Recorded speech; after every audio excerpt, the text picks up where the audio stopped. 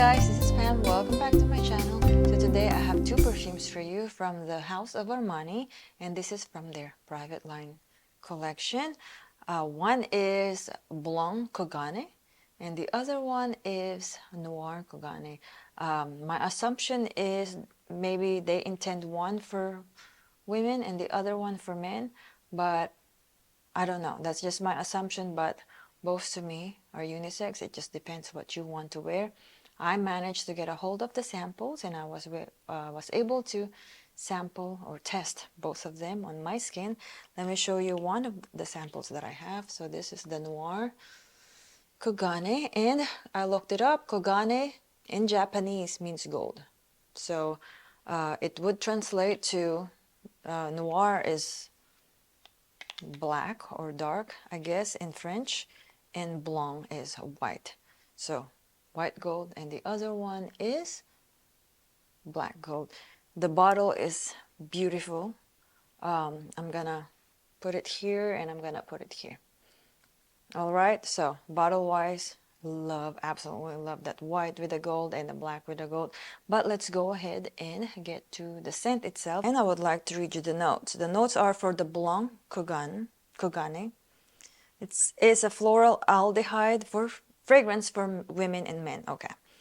Top notes are Indian jasmine aldehydes, middle notes white musk, lily, vetiver, patchouli for the base notes.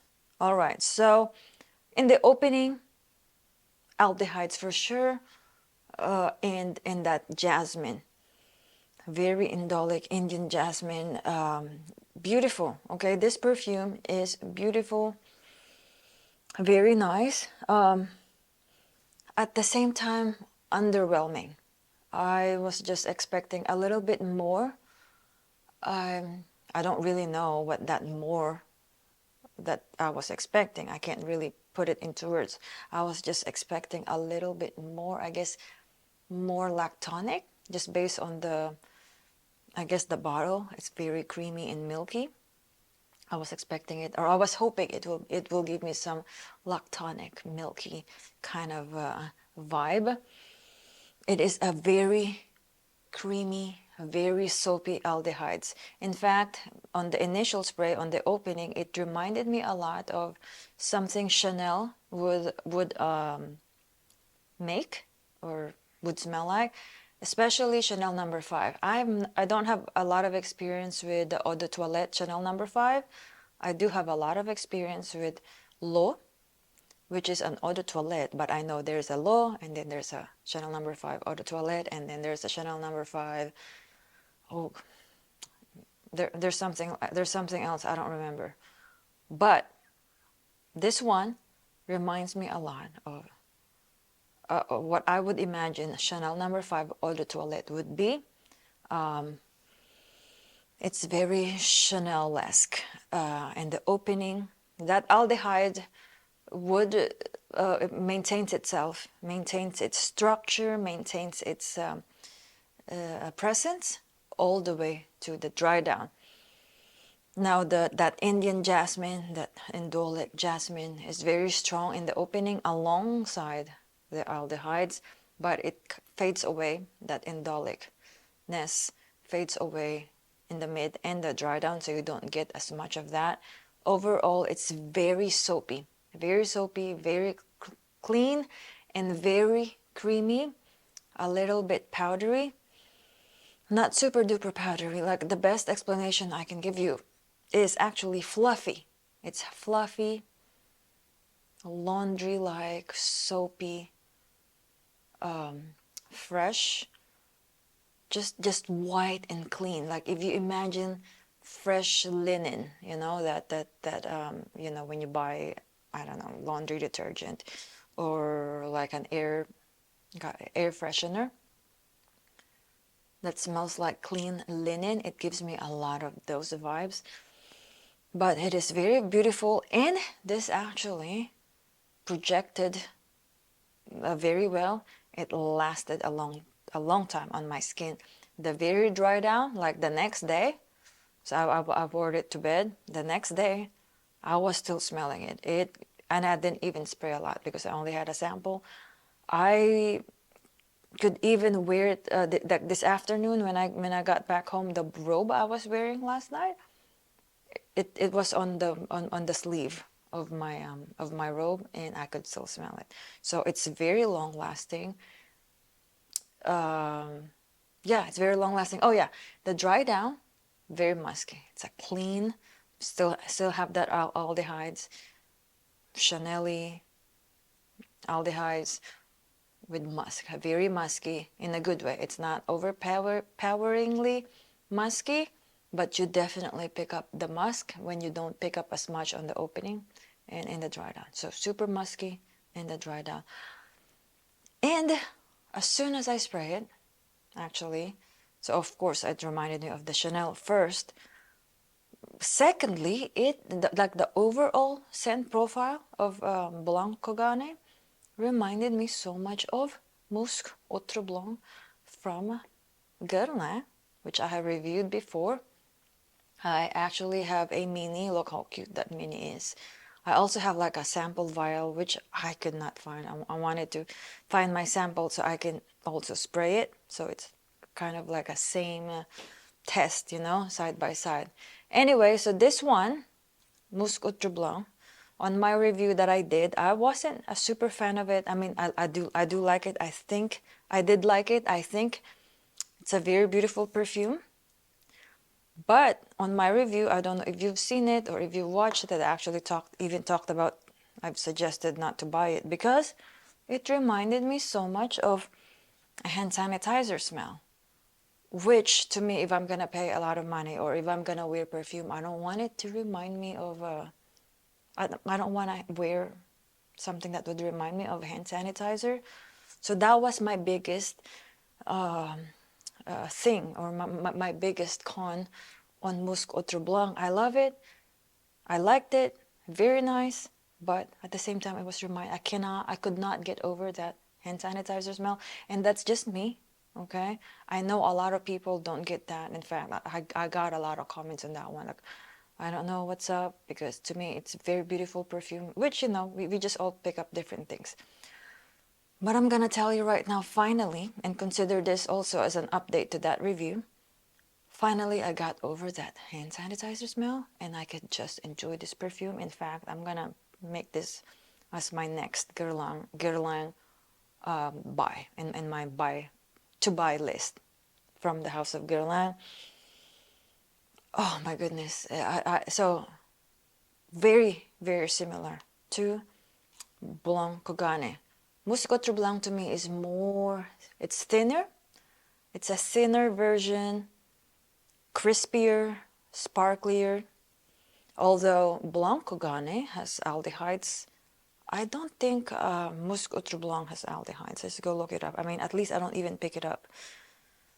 Let's go look, just so we can have a better comparison. Because I think this is the best way to describe to you BLANC KOGANE if you are already familiar with Musc Outreblanc.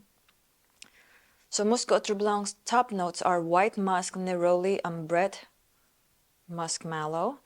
Middle notes iris, orange blossom, Bulgarian rose. And there you go. Base notes milk, sandalwood, and white amber. So Musc Outreblanc to me, definitely I pick up that musk mallow note, that ambrette note with the musk and the iris. It's just, to me, if I have to pick which one, I will definitely pick the Musc Outreblanc, but that's just my preference, that's just my taste. This to me is just more, it's just more pleasant. It's a little bit more challenging to me in terms of not challenging to wear, but it makes me think more. I like things that makes me think or makes me kind of like, what is that? Like, you know, like it's hard for me to memorize it. I have to keep checking it. I have to keep smelling it. That's what I like about things in general. I like things that I can't memorize, because if I can, you know, even if it's a piece of art or like even a car, like a car, whatever, you know, if I'm picking to purchase a car, I like a car that's not too trendy or nothing like I could just memorize what it looks like. I like being always surprised and happy every time I see it, like I see something new. Or so with this one, The Musc Outreblanc, I feel like I smell something new each time. So that's what I mean by it's a little bit more challenging. Yeah, I absolutely love Musc Outreblanc now. I'm obsessed. I'm gonna get a full bottle. Blanc KOGANE, I do highly suggest it if you like all the description I gave you, but of course, please try it first. I don't think this is a blind buy safe unless you like everything I described to you. Aldehydic, soapy, super soapy, and musky in the dry down. And of course, in the opening, you get that indolic jasmine, which fades away in the mid and the dry down. And very comparable to Musc Outreblanc and Chanel No. 5 L'Eau or Eau de Toilette. Yeah, I keep going back to the Musc Outreblanc. I love the milkiness, muskiness. It does have that clean linen vibe as well, but not too soapy. So this one to me, Blanc KOGANE is a little bit too soapy for what I want it to be. Okay, not that I have anything against with soapy smell. In fact, I love 724 from MFK and Aqua Universalis Forte, but that's what I want those things to be. With Blanc KOGANE, it's not exactly what I was hoping it to be, so that's why. So get your nose on it. I think it's worth checking it out. And let's go ahead and check out Noir KOGANE. Noir KOGANE, so let me, that's my sample. Noir KOGANE, okay, it was actually, wait, I actually still have it here. I'm very, it's a happy surprise. It's a happy surprise. So, you know, just reading the notes whatsoever, you always have a certain expectation. But actually, it surpassed my expectation. Let's go ahead and read the notes first of the Noir KOGANE from Fragrantica. Okay, let me see. All right, top notes are Haitian vetiver, tobacco, middle notes saffron, elemi, base notes leather. Those are the notes. I can kind of sort of imagine what it smelled like. It's very close to what I imagine it to be, but it surprised me. What surprised me the most, it's got to be that vetiver, the type of vetiver they used on this one, mixed with that saffron. It gave me this very dirty kind of cumin. It was giving me a lot of cumin, but it's not quite. It's not quite cumin, but I think, I'm just thinking, okay, I don't know. I think that mixture of vetiver with the elemi, with the resinous elemi and saffron, those spices, with the tobacco, was giving me this cumin vibe in a very good way. Plus the leather. The leather in this one is so good. It's so good. It's very sweet. It's thin, yet it's thick. It does have that dark, that noir thing that you are expecting, especially if it's named noir. Definitely pick up leather. Super long lasting. Projected very well. I think this is going to be the more popular one for both men and women. Yeah. What else can I say about this? Oh yeah, so it highly reminded me once again from the House of Guerlain. All of my references are Guerlain, I'm sorry. I'm just like familiar with a lot of Guerlain stuff. It reminded me a lot of Oud Essentiaux, which I'm gonna put the Fragrantica link down below for you so you can check out what I'm saying. Oud Essentiaux. So that is from their Middle Eastern collection. It's got this dark bottle, I think with the gold cap. I used to have it. I don't have it anymore because I wasn't wearing it as much anymore. I absolutely love that perfume. In fact, I even got compliments wearing that at the gym when I used to have it. That thing is so powerful. So if you are familiar with Oud Essentiaux, it's very oody, very woody, very leathery. It's a powerhouse. It's a beast mode, but absolutely amazing. I love that thing. I like that even more than Santal Royal. So this is the Noir KOGANE is a thinner version of that. It's not quite as punchy in terms of that wood and leather combo, but the leather on this one is reminding me a lot of that one. The leather in the I don't even know if that has leather. I just assume it does. It smelled like leather. I don't remember anymore. Anyway, reminded me so much of that one. This is a thinner version of that.